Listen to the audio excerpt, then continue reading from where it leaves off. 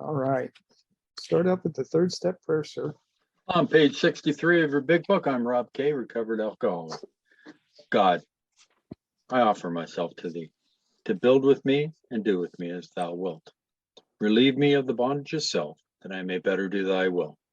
Take away my difficulties, that victory over them may bear witness to those I would help of thy power, thy love, and thy way of life. May I do thy will always. Excellent. All right. So we didn't quite finish Dr. Bob's Nightmare, the story last time. So we're going to go ahead and finish that up before we get started with the beginning of the book.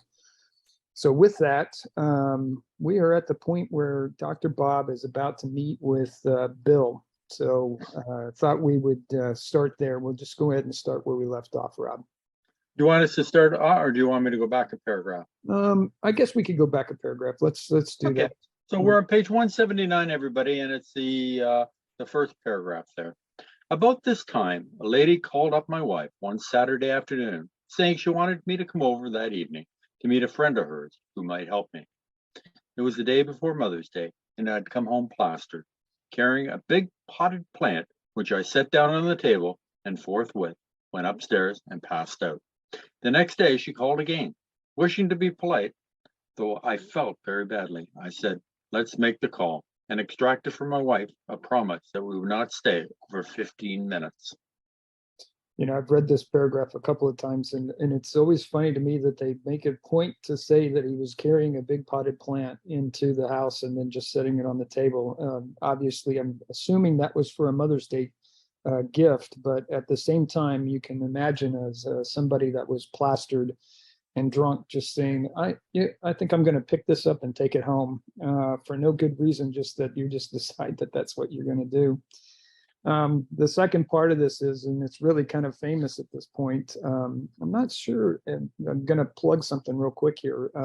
Bill W., the movie, if you haven't seen it, it's out, and it's quite good. And they do describe this scenario that we're reading about right now, and how Bill was only going to give, Bob was only going to give Bill about 5 to 15 minutes of his time, just out of courtesy and everything. So, and we'll quickly find out that that 15 minutes was fleeting, because the meeting essentially went on for about 6 hours, as we understand it. So, anyway, Rob? Yeah, this lady was Henrietta Seiberling, who came from or married into a lot of money. And she was looking for somebody to help Dr. Bob. And when she heard Bill on the phone, she thought, thank God, God's answered my prayers. So we entered her house at exactly 5 o'clock, and it was 11:15 when we left. I had a couple of shorter talks with this man afterward and stopped drinking abruptly. This dry spell lasted for about 3 weeks. Then I went to Atlantic City to attend several days meetings of a national society of which I was a member. I drank all the scotch they had on the train and bought several quarts on my way to the hotel. This was on Sunday. I got tight that night, stayed sober Monday till after dinner, and then proceeded to get tight again. I drank all I dared in the bar, and then went to my room to finish the job.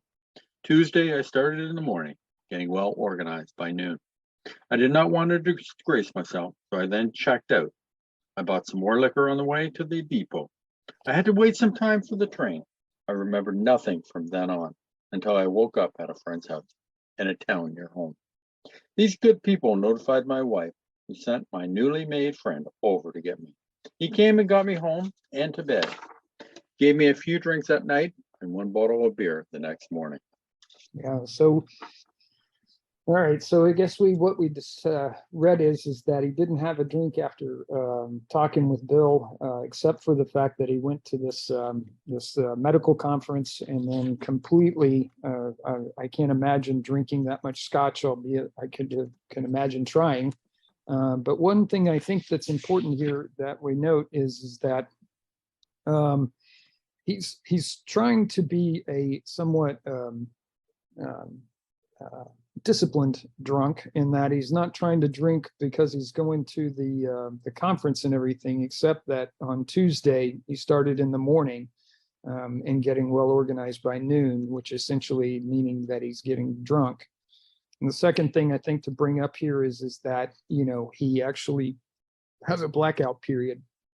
And that was something that was happening to me at the end of my drinking spree. And that was that I was starting to black out, even though I was mumbling, I was awake, I was doing whatever. I just had no recollection of it whatsoever. And I would wake up in bed and being told exactly what happened from the time that I took the drink that I remember taking to the point in time when I was carried home by friends and put into bed. So there's something to relate there. It doesn't necessarily tell how long he was asleep, but I can assume it's a day or so, and then getting notified by it, that his wife is being notified. And I'm sure the embarrassment that ensues with that kind of feeling of regret and remorse and guilt, which was also a hallmark of mine when I was at the end of my drinking, is as soon as the alcohol touched my lips, I've had this overwhelming feeling of remorse and regret, that I knew that there was no way I was going to be able to control it. And I knew that the consequences were going to happen. And in fact, they were starting before I took the drink, because just the intent of taking the drink put my wife into an apprehensive kind of state of mind. Rob? Yeah, it astounds me that he didn't end up at home. He ended up at a friend's house. That's the part that gets me. And then luckily they called. I believe it was a nurse. I'm sure Bill from New Jersey at the end will bring us up to date on exactly this part of it.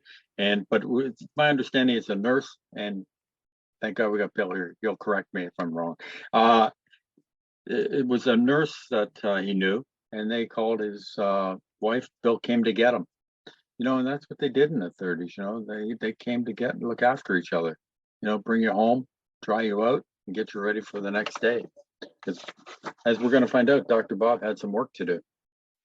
That was June 10th, 1935, and that was my last drink. As I write this, nearly 4 years have passed.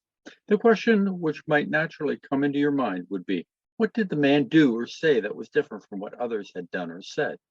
It must be remembered that I had read a great deal and talked to everyone who knew or thought they knew anything about the subject of alcoholism.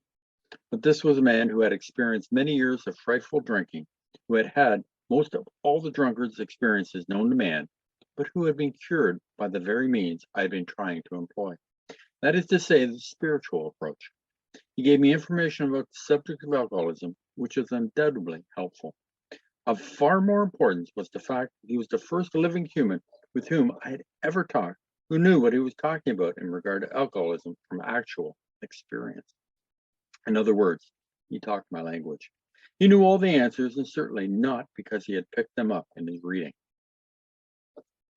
Absolutely. So that really this is fairly a long paragraph, but first of all, he introduces to us in this story the spiritual experience, and we've all come to know that is one of the hallmarks of the program itself, is finding that higher power and having that true spiritual experience, which is so important for recovery and really being able to dig deep and finding that inner strength. And then at the same time too is that it's working with another alcoholic. He was talking to people that weren't necessarily alcoholics, but they were supposedly knowledgeable about alcoholism, but they weren't being of much help to him. And it wasn't until he really talked to, in this case, Bill, who was a recovering alcoholic, if not recovered alcoholic at this point, to say that you've been where I've been, you've done what I've done, you know what I know with regard to how bad this is. And so I am relating to you unlike any other person I've ever been able to relate to. And that's one of the important messages here for the program, and that is carrying this message forward to another alcoholic, from one alcoholic to another. Rob? Yeah. you know, he had one bottle of beer the next morning, which was June 10th, 1935. Uh, you know, the reason that Bill had to give Dr. Bob, a beer is that Dr. Bob was operating that morning. Dr. Bob, which you probably know, was a proctologist. So thank God he was sober, because you don't want him operating on you on your rear end when when he's having a pay. You never know what'll happen. But the idea is that some people say that your sobriety is the next day. Well, alcohol would have been, one bottle of beer would have been through his system. Oh, and one goofball. Thank you very much, Pinto Pete, for throwing that in. We had to throw in the goofball. But the idea is that the beer would have been out of his system by that day, June 10th, which is Founders Day, the day that we all celebrate the beginning of AA. Also, Bill explained to Dr. Bob what he had learned. And what he had learned, Dr. Silkworth had told Bill, when drinking, we develop the phenomenon of craving. And when we don't drink, we get restless, irritable, and discontented until we find the ease and comfort which comes at once by taking a few drinks. Dr. Bob identified with this and listened to Bill. Remember, Dr. Bob was only going to give Bill at the most 15 minutes. They ended up talking 6.5 hours. They connected, which brings me to page 18, but the ex-problem drinker. Now let me go to page 18, because I don't want to screw up any of the words because it is so important. And it's in squiggly writing on page 18, so we know it is very important. But the ex-problem drinker who has found this solution, who is properly armed with the facts about himself, can generally win the entire confidence of another alcoholic in a few hours. Until such an understanding is reached, little or nothing can be accomplished. Bill was able to accomplish it. He gained Dr. Bob's confidence in a very short period of time because he spoke the language. He knew the drinking game and he could relate it to Dr. Bob. I just want to make sure I'm in the right part. Yep. It is a most wonderful blessing to be relieved of the terrible curse with which I was afflicted. My health is good, and I have regained my self-respect and the respect of my colleagues. My home life is ideal, and my business is as good as can be expected in these uncertain times. I spent a great deal of time passing on what I learned to others who want and need it badly. I do it for 4 reasons. 1, sense of duty. 2, it is a pleasure.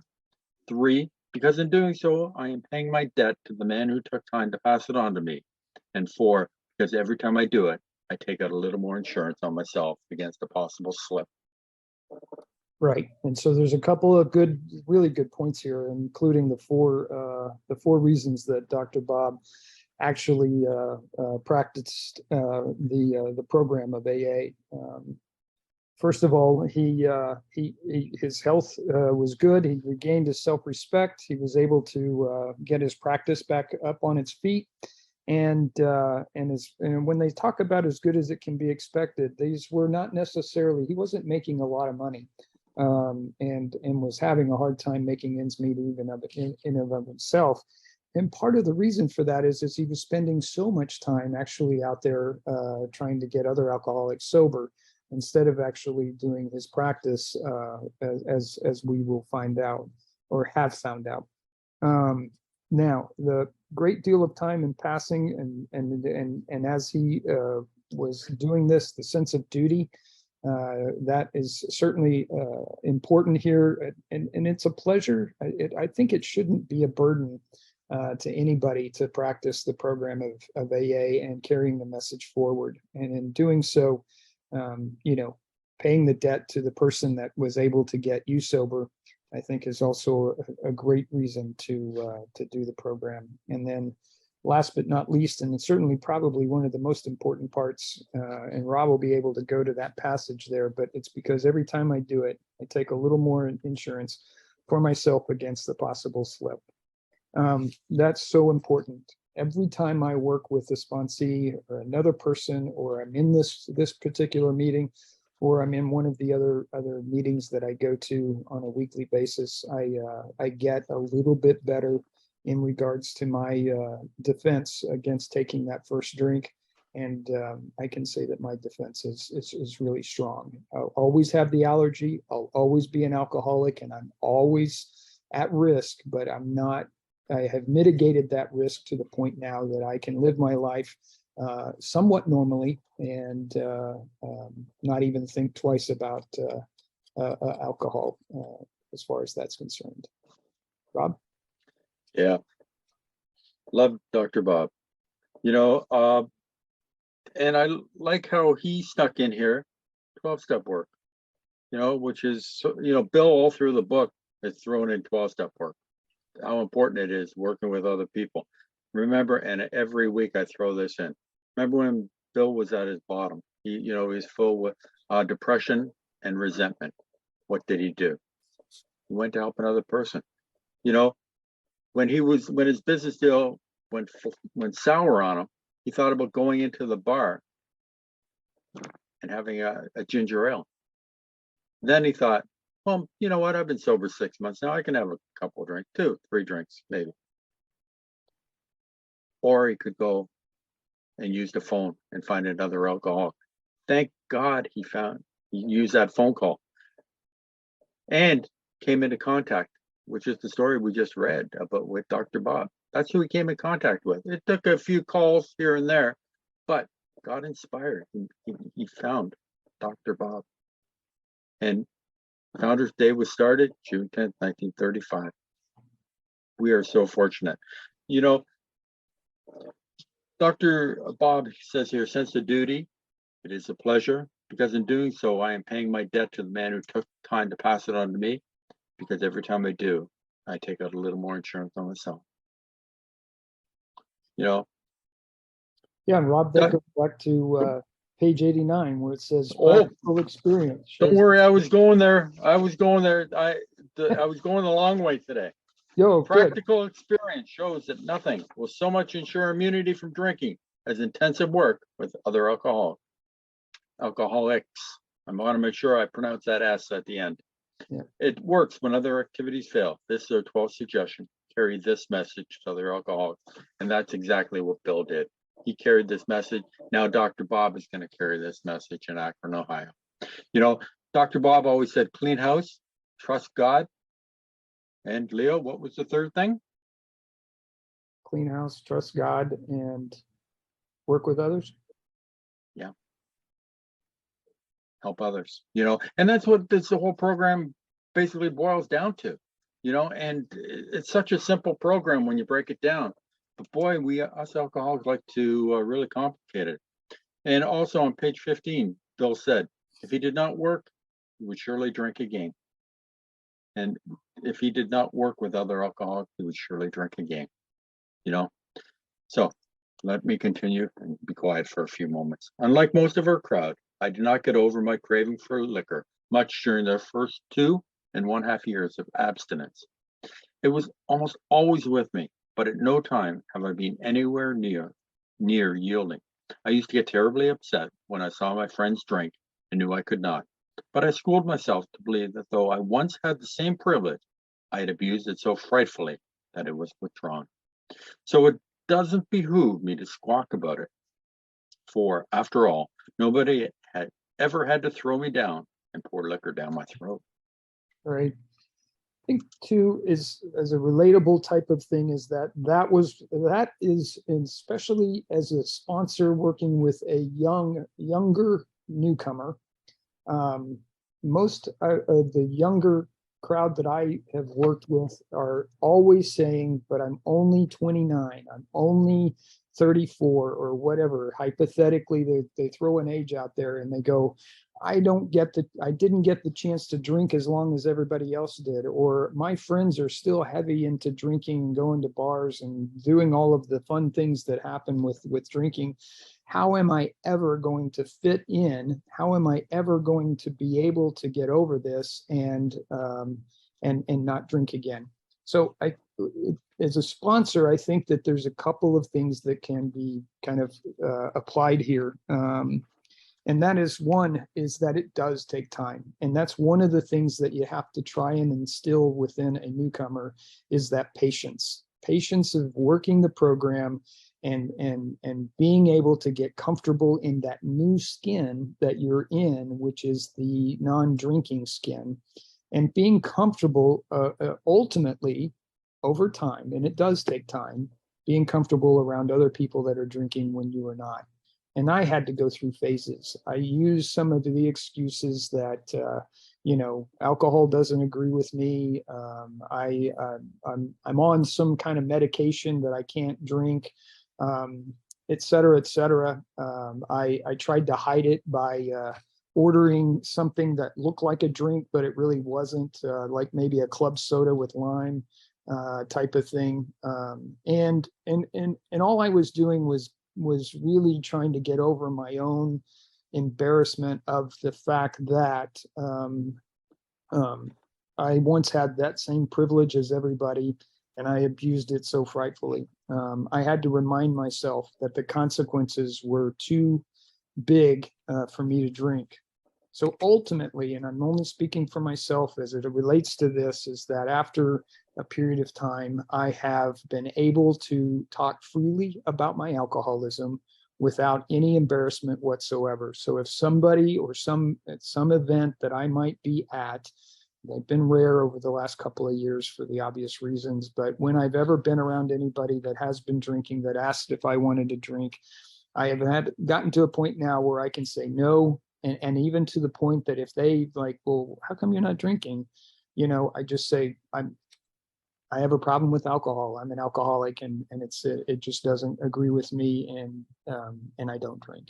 And everybody to a person that I have been around has always accepted that and not given me a hard time, not goaded me and trying to get me to drink more or anything like that. And that's where you kind of get that problem with the younger drinker, especially ones in their 20s that are trying to stop drinking because they know that they've got a problem. But they're getting the pressure from all of their peers in order to drink. And the other thing that I use with young people is that their health is going to be so much better than somebody that drinks until they're 50, 60, or 70 years old before they finally stop drinking. And in doing so, they're actually going to be a healthier, happier life. And it doesn't necessarily resonate with all of them, but because they kind of feel like that they're invincible anyway. But that's an important point too, is to make as well. So even the older crowd has this kind of problem or embarrassment or this yearning to want to drink when they're around other people because it's been so much a part of their lives that letting that go is a big deal, but it is a great deal in order to be able to live a much more fuller life. But it is something that that's a hurdle that we've all had to get over. I can say almost to a person. Rob? Yeah, and Leo, I think a lot of times we overthink it. And we make it in our own mind such a big deal. A lot of other people don't care. You want to drink? Great. If you don't, that's fine too. Yep.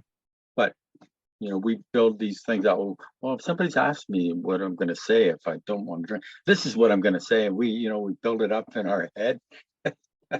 Us alcoholics are really good at stuff like that. We're on page 181, everybody, the last page. If you think you are an atheist, an agnostic, a skeptic, or of any other form of intellectual pride which keeps you from accepting what is in this book, I feel sorry for you. If you still think you are strong enough to beat the game alone, that is your affair. But if you really and truly want to quit drinking liquor for good and all, and sincerely feel that you must have some help, we know that we have an answer for you. It never fails. If you go about it with one half the zeal you have been in the habit of showing when you were getting another drink, your Heavenly Father will never let you down. Right. And that kind of ends things here for Dr. Bob as far as his story is concerned. And a couple of things here. He also introduced the idea of being an atheist or an agnostic.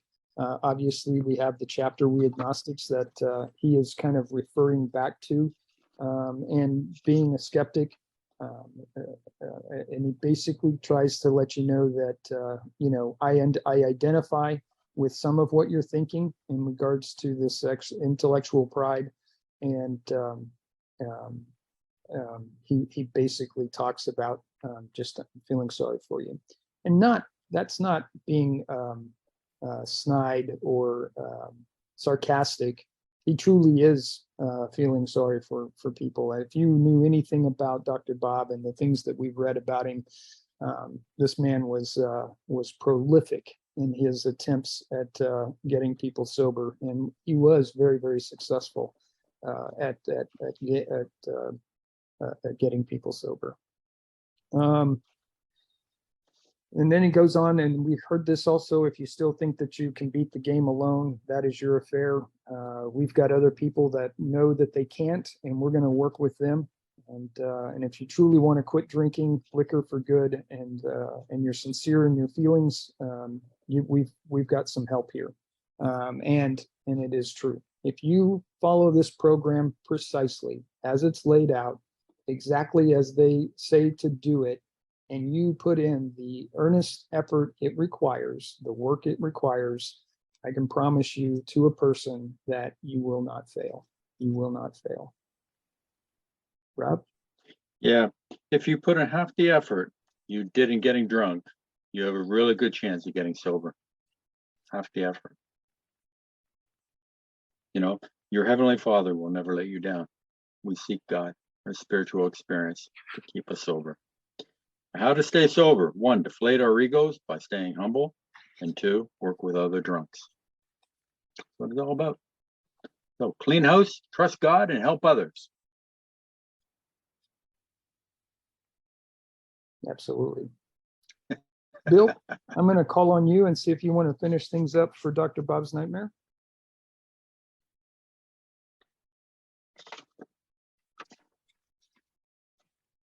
Yeah, hi, this is Bill, alcoholic from New Jersey. Thanks a lot, guys. Good job on here. The friends that picked up Dr. Bob when he came back, that was his nurse from his office. She came down with her husband and picked him up, and they brought him back home, and then they called up Dr. Bob's wife, and she sent Bill over to pick him up and bring him back home.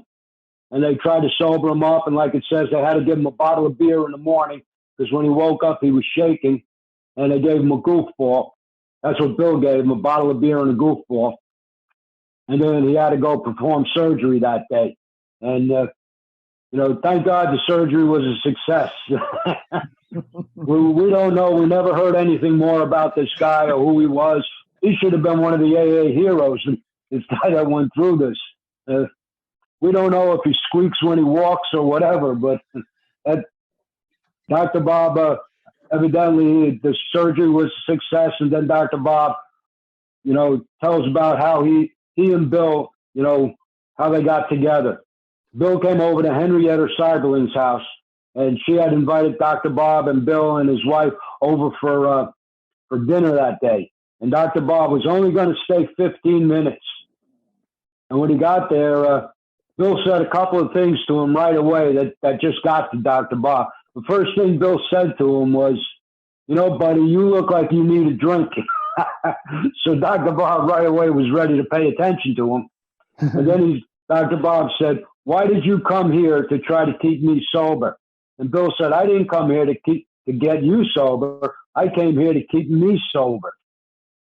And Dr. Bob, being a doctor, he had to kind of listen to him, because doctors are supposed to try to help people. So now he kind of had Dr. Bob up against the wall. Oh, you got to help me stay sober. So Dr. Bob said, all right, I'll listen to you a little bit. And when they started talking, Bill did not talk about Dr. Bob's drinking. Bill talked about Bill's drinking. That's what we're supposed to do. This is where your war story begins, where your war story is supposed to be when you're on a 12-step call, so that the other person realizes that you drank the same way they did. Most of us, when we first are trying to get sober, we think nobody else drank like we did. And when you start hearing the war stories from the other people and you realize they drank the same way that you did and they're sober, now you want to know what they did to get sober. That's kind of like the hook. When you're trying to sell something to somebody, that's how you hook them. And that's what Bill did. Bill talked about his drinking and what he did. He gave him Dr. Silkworth's description of alcoholism. When you drink, you have to have more. It makes you thirstier. That's what he calls the phenomenon of cravings. And when you don't drink, you're going to feel uncomfortable in your skin until you have a few drinks. And Dr. Bob was identifying with this. That's basically what this whole thing is about. It's about getting the newcomer to identify with us. Because once they identify with us, then they know that we're the same thing they are. I know for myself, I would never listen to anybody who did not drink the same way I did. I had family members, friends, people that I knew all over the place trying to tell me how to stop drinking. Why don't you use your willpower? Why don't you think the drink through? Why don't you use your common sense? Why don't you choose not to drink? All this kind of stuff they're telling me. Why don't you count your drinks, and when you get to 3, you just stop? Oh, yeah, right, like I never tried that. These people are not alcoholics, so they don't understand what happens. But when I talked to another alcoholic when I came into AA, and I realized that the same thing happened to them that was happening to me, that's when I was willing to listen to somebody. That's when I was willing to pay attention to them. And that's what Bill did. Bill explained to Dr. Bob what happened to him, and Dr. Bob paid attention to him because he identified with him. On page 132, it says, we have recovered and been given the power to help others. That's one of the gifts that we're given in this program. When we get sober and we're recovered, we have the power to help other people get sober. And that is like really, really an amazing gift. And then it says down on the bottom of page 180, I spend a great deal of time passing on what I learned to others. That's why Dr. Bob stayed sober, because he was passing it on. That's what we're supposed to do. And you can ask yourself a question. Am I passing this on to others, or am I just keeping it for myself? And then he gives us 4 things here. And the last one is the best one. I like that the best, number 4, because every time I do it, I take out a little more insurance on myself against a possible slip. It told us on page 15, if he did not work, he would surely drink again. That's a warning that they gave us on page 15, the top of page 15. And the work is taking someone else through this process. The work in AA is not me going through the steps. The work is me taking somebody else through the steps. Why do I do that? Because that's what will keep me sober. That will keep me sober more than anything else, is taking somebody else through this. And pretty basically, that's really what went on with these guys. And then the last sentence in this, it says, your heavenly Father will never let you down. If you get a higher power in your life, or God, whatever you want to call it, you'll have something that you can rely on all the time, and it won't let you down. If you try to do it yourself, all by yourself, on your own willpower, trust me on this, that does not work, because I tried it. That's all I got. Thanks a lot for letting me share. Thanks, Bill. Thanks, Bill. Just to describe, because there's been a couple of folks that have wanted to know what a goofball is. It is something akin to a capsule of drug. It can be anything from a barbiturate to morphine, codeine, and other stimulants like benzodrine, I guess, amphetamines, and et cetera. So basically what it was a bottle of beer and some type of a capsule of drug. They don't define exactly what it was that it gave him, but it was something to that effect, some type of barbiturate, amphetamine, benzodrine, or morphine or codeine, just depending on the situation. But that's they're outlawed now in the sense of being prescribed to patients and that type of thing. But that's what a goofball is, if that helps some of us.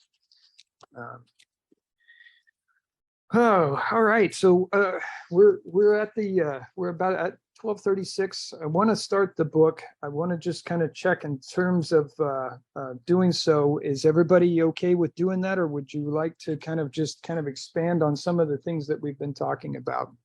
Rob? I am like the wind. I will do it whichever way the breeze is blowing. I'll go with it. Go ahead, Pino Pete. Thanks, guys. Great job thus far. And Bill, thank you for your input this morning. And I was texting Masha when you were talking about the phenomenon of craving, which commences after alcohol is introduced into the body. And in the second last paragraph, I did not get over my craving for drinking much during the first 2.5 years of absence. I think that might be a confusing line for a lot of us. Certainly was for me. So is it after we have the drink, or you can wake up still drunk from the night before and still have the craving? But here, Dr. Bob says that the craving for liquor was quite prevalent for the first. So I think that might be a confusing for newcomers. Yeah, and Even- so the way I would explain it is in the way that Dr. Bob, in my interpretation of what he is using it as, is that desire to drink. It is that obsession with alcohol, feeling like you need a drink, you want to drink, you desire that drink. The way that they describe it in the book, to begin with that phenomenon of craving, which we all know happens after you take that first drink and you get thirstier, you want more, and you can't stop. It's that is where they're talking about there. But for Dr. Bob, and it certainly was true for me in that first several months, I couldn't watch TV without having my mouth water, watching somebody else pick up a glass of scotch or bourbon or a beer or something to that effect. And the way that they romanticized it and that type of thing, I had that urge, that desire, that craving, like, man, I really would like to have a drink of that. So that is the distinction I would give if there was any question about what Dr. Bob is talking about, is that desire to drink was strong, and all of us probably can relate to in the beginning at how strong we had that urge to want to drink, and how that tapers off, and it's different for everybody, but how it tapers off over time. Mine happened over several months, not years, but mine actually stopped, and that desire to drink went away after several months. And part of it is in relation to a milestone that I hit that I didn't even know I was going to hit, and that is that I was taking a medication to control a tremor that I had, when it was believed to be that I had a tremor that needed medication to control. What it actually turned out to be, and this happened around the 9-month mark for me, which is I started realizing that the tremor wasn't there anymore, and I didn't need that medication anymore. I was able to put 2 and 2 together and realize that what I was doing was medicating my own withdrawal from alcohol on a daily basis. And so around that same time, it all kind of gelled for me, if you will, where I no longer had the desire, but knowing that I also didn't have to take this medication, it allowed for me to kind of reinforce the importance of not drinking. I was actually then, it turned out that I was happy that I wasn't drinking, as opposed to, on the fence. I was kind of okay with it, kind of not okay. There was some remorse at times. There was some guilt. There was regret. There was urges, those type of things. But at that point, I hit a milestone and had a turning point in my own recovery. And it was shortly after that I finally said that I've recovered from alcohol. I didn't allow myself to say I was recovered until after I'd had it. Just turned out that event reinforced it. Can I share a thought in there too? Hey, it's everyone. It's Lee John, alcoholic. Yeah. Just on that notion, like the idea that he still had the craving for 2.5 years.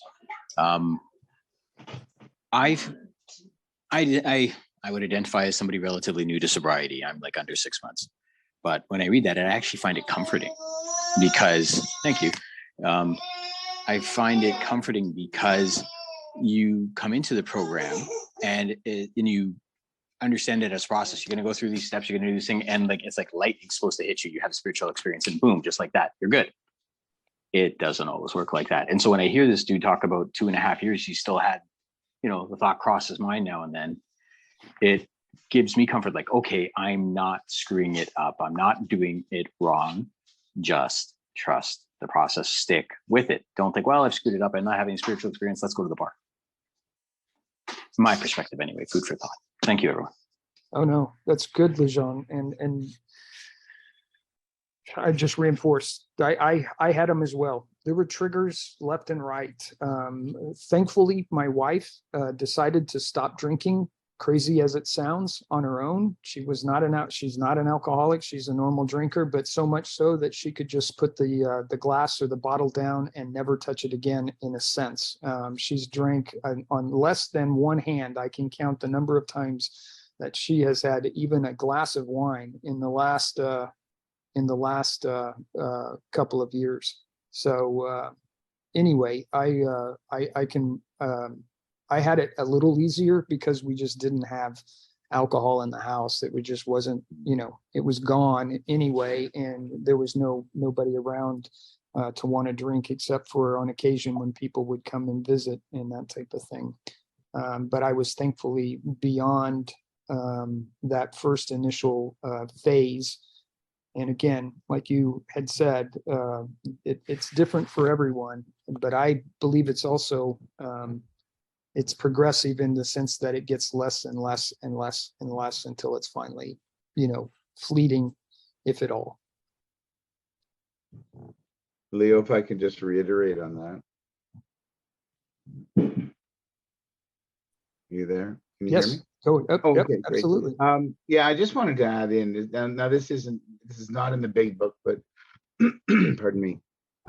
Leo did mention the documentary, Bill Wilson, there it is there, Bill W., which is a fabulous documentary if you want a little bit more education on some of the history of the co-founder and Dr. Bob. In that documentary, there's a chap named Ernest Kuntz, who wrote a book called The Spirituality of Imperfection, which is a wonderful book. And he was a big advocate for AA and knew all these guys. And he talked about desire, how we were meant to desire as part of the human nature. And this is the underlying tone of alcoholism, really. Do we get to that point where we desire that drink, that spirit of alcohol? Or how do we change that to desire that spirit of light? And he says we were meant to have desires because we were meant to thirst, right? But his line was, where do we aim what we thirst for? That was kind of brilliant. I thought that was the way he put that. So where do we aim what we thirst for? So do we aim for the booze, or do we turn our thoughts to the spirit of light? It's one end of the spectrum to the other. It's pretty beautiful gift when we get it. Thanks. And you do get it. That's another important thing. You do get it. Leanne? Oh, I thought maybe you were raising your hand there for a second. That's okay. We'll just keep opening it up, I guess, at this point. What other observations does anybody have to share?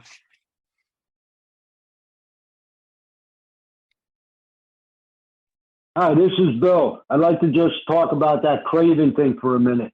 Okay. All right. In here it says, I did not get over my cravings for liquor much during the first 2.5 years. And I think that what Dr. Bob is doing, he's talking about what happened to him in 1935, right after he got sober, and then for the first 2.5 years after that. And the phenomenon of cravings wasn't really explained until Dr. Silkworth wrote the doctor's opinion, and that was in 1938 when he wrote that. So at this point in time, they were just calling a craving any sort of a desire or an urge or anything like that, until Dr. Silkworth actually explained what he thought a craving was, that's after you take the first drink and it makes you thirstier or it makes you want more, and then you can't control how much you drink. So I know it would have been better if he would have used the word here instead of saying craving, if he would have said desire or urge. I know it could be confusing, so that's something that you may have to point out to a newcomer. That's all I wanted to say. Thanks for letting me share. That's beautiful, Bill. Thanks. Perfect.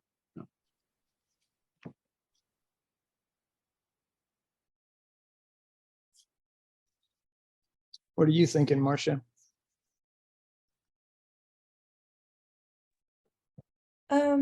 Yeah, I was thinking about that. Yeah, because of the words, and especially with translating, we have different words in Dutch for that.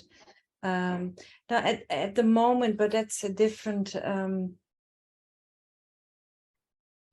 think that's a different issue. I kind of have a problem, especially with, is it young people as well? That I how can I explain that? That the singleness of purpose of it being alcoholism. There's a lot of other stuff coming into our fellowships as well, and other abuse of substances, and that's sometimes hard, but it's a different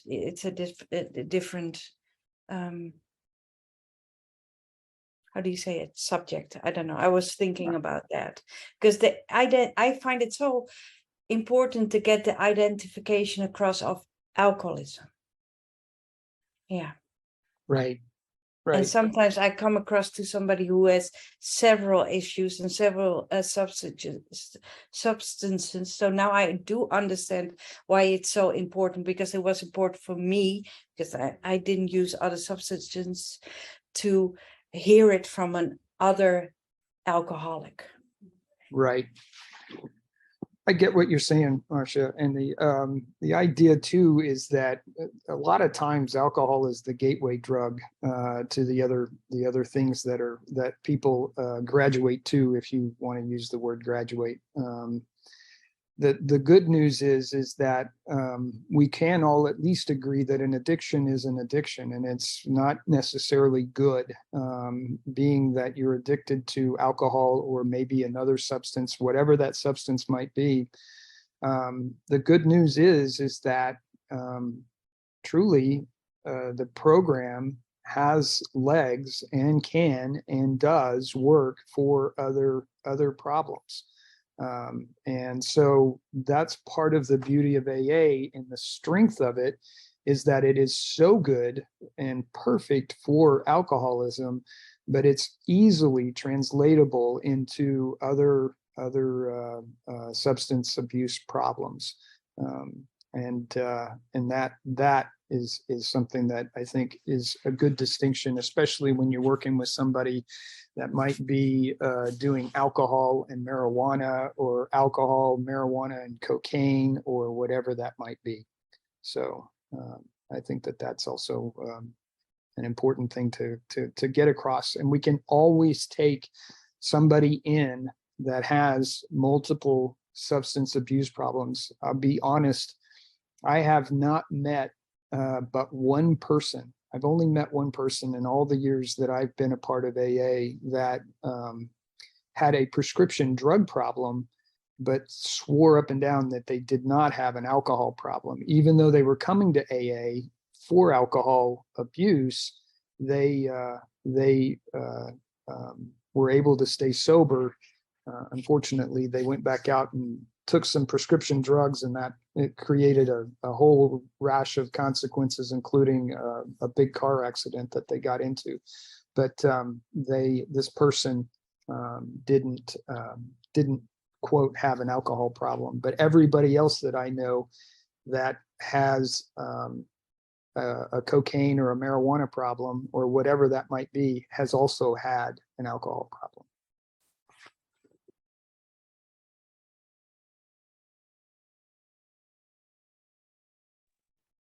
Go ahead, Blaze. Unmute yourself. Thank you. Thank you. This is Blaze. I'm an alcoholic. I just had a question about Dr. Bob. Dr. Bob, apparently he had a desire or an urge to drink for about 2.5 years. Would that be the same as a mental obsession, or would that be different? If somebody can help me with that, thanks. So I guess you could call it, again, we're using different words to mean different things and also meaning the same. So I would say, yes, a mental obsession with alcohol is certainly relatable and similar to having that desire to drink. It's you're thinking about it, you're obsessing about it. You have got there have been some physical changes that are happening, such as your mouth is watering. So you're doing a Pavlov's dog reaction to the thought of drinking. And I can tell you that, when you do have an obsession with that, your focus, your thought process also narrows, and you're not seeing or hearing what's going on around you. So again, there's that mental part, there's a physical part, there's an awareness part, and yes. So I would say in Dr. Bob's story, when he talks about that wanting to drink for 2.5 years, he is kind of having that obsession of the mind. Now, what we talk about in the big book, and we talk about the obsessions, there's 2 obsessions in the book. Rob, if you give me the page numbers, we'll talk about them real quick. Page 23 and 30. Okay, thank you. So on page 23, it says, once this malady has a real hold on, they are a baffled lot. It says, there is the obsession that somehow, someday, they will beat the game, but they often suspect that they are down for the count. This obsession is a obsession to stop drinking and stay stopped, but they're doing it with their own, like using with self-knowledge is what they're talking about.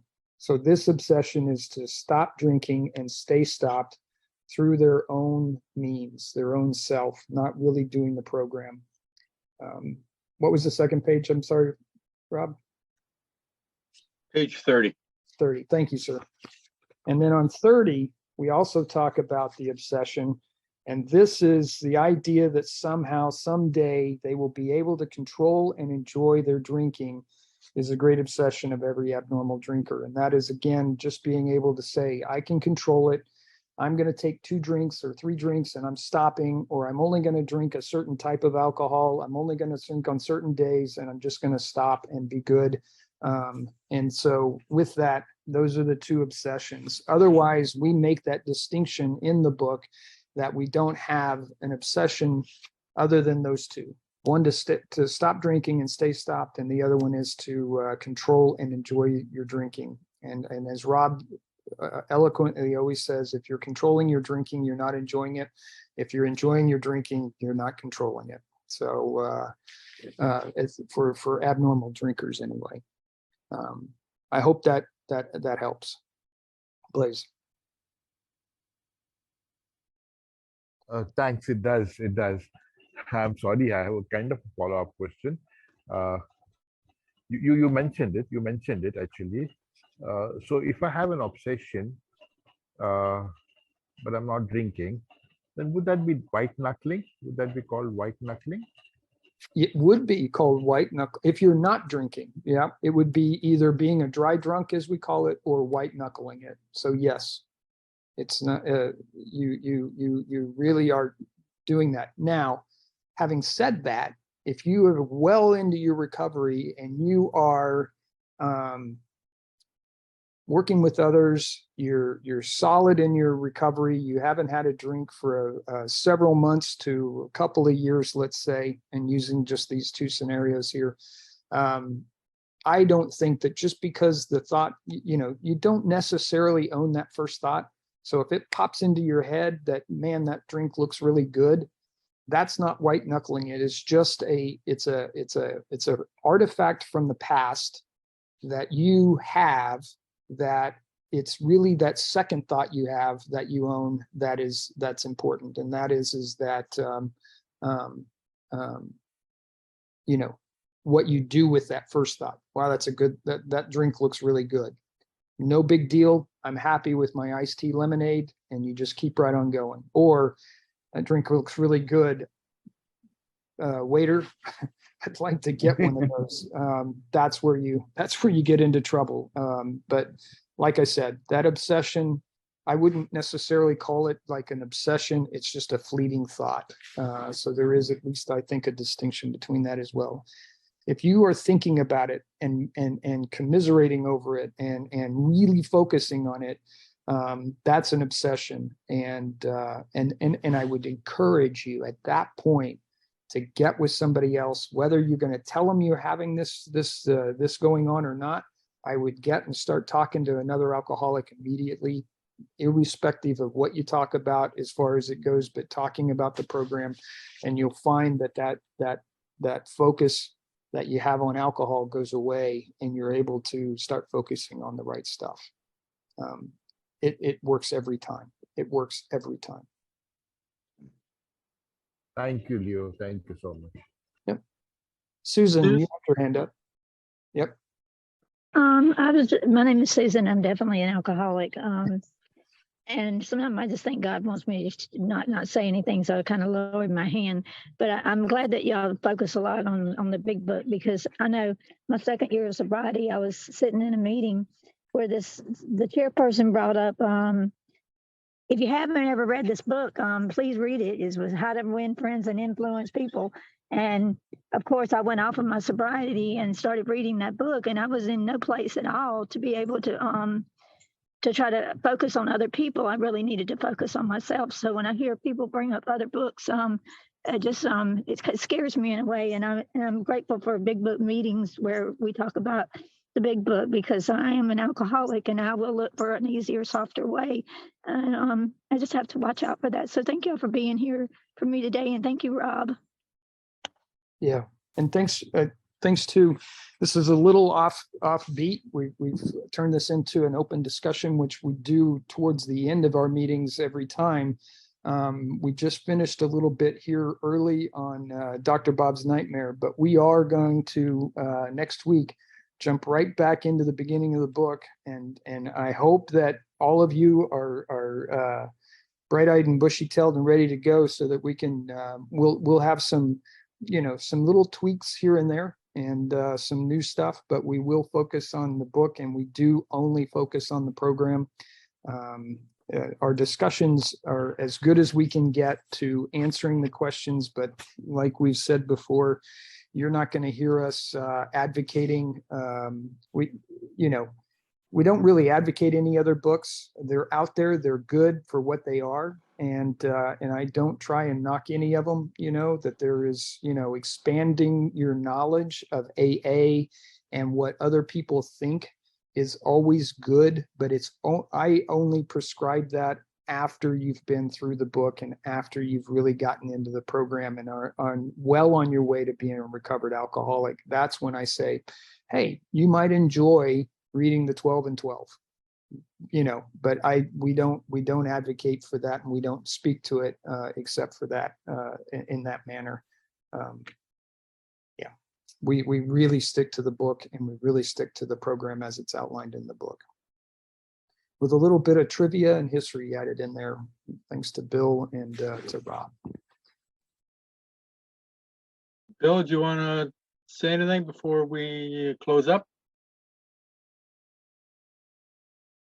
And I'll just say you guys did a good job today. Thanks a lot for the meeting. It was really, really good. And like Dr. Bob always says, trust God, clean house, and help others. That's basically what this program comes down to.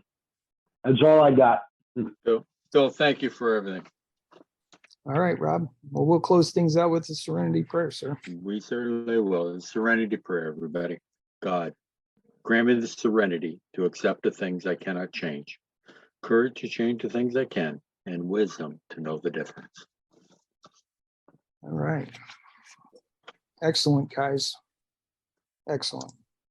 Please come back next week. I love seeing your faces, and I love having you in part of the group and everything. So I'm gonna try to add a couple of new things in there to make it even more interesting. Ooh, a twist.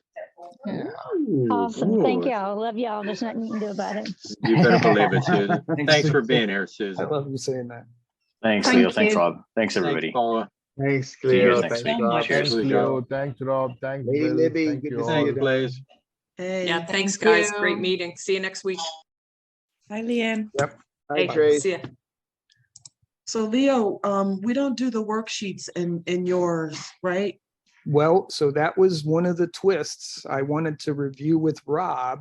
And I can ask, you all are, I'll come to this meeting on a regular basis. Would you mind if I took the last 5 to 10 minutes of the meeting and actually did a portion of the worksheets? And what we end up doing is just answering the worksheets as we go along.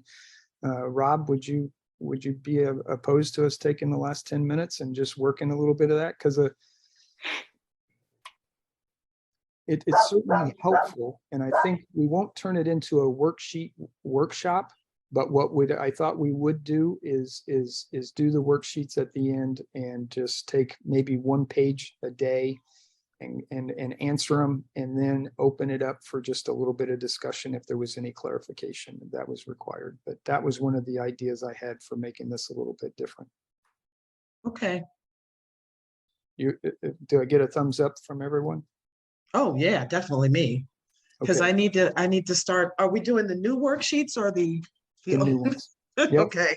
We're doing the new ones, and we would be starting with the first book, I call it, or the first one, which is the steps we took. Okay. Yippee. All right. So what we'll do is open things up. We'll do the last, I'll ask Bill to kind of add a little bit at the end for a couple minutes, and then the last 10 minutes of the meeting, we'll do worksheets, and we'll make them available to anybody that doesn't have them. Rob just put his email in the chat. So if you do not have the worksheets, we will send them out to you, and you can either fill them in electronically or print them off and write them out. Yeah, and Leo, I can display them as we're going through them so that if people don't have the worksheets, they can at least see what we're talking about and what the question is. Excellent. Excellent. A question. Yeah. Leo, I really liked, and could you explain it one more time about why we get that first thought? And I love that you said we don't own the first thought, because sometimes I get that first thought and I'm like, but the second thought, I'm like, what was I just thinking? You know, like it just happened this morning. I went to a farmer's market and they're like giving out these little samples of, you know what, homemade, like some homemade wine I would never even have thought of would buy because the alcohol content would have been so low when I was drinking. But you know, my first thought was, oh, it's just a taste. And I was like, what am I thinking? You know, like why did that even thought get in my mind? I go to meetings and I'm like, but my second thought was like, go get an iced coffee. You don't even want that.